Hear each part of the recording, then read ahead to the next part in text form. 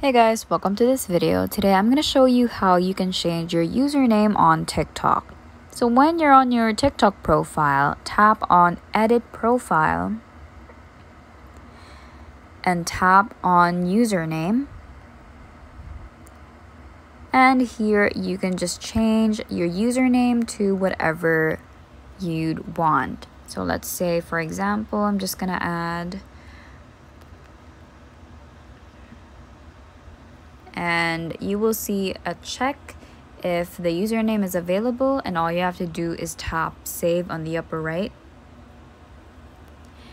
As you can see, it says you can change your username once every 30 days. So take note that once you change this, you'd only be able to change it back to whatever you like after 30 days. So once that is decided, just set username.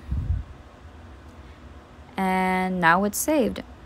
That's it. That's very simple. I hope this helped, and we will see you in the next video.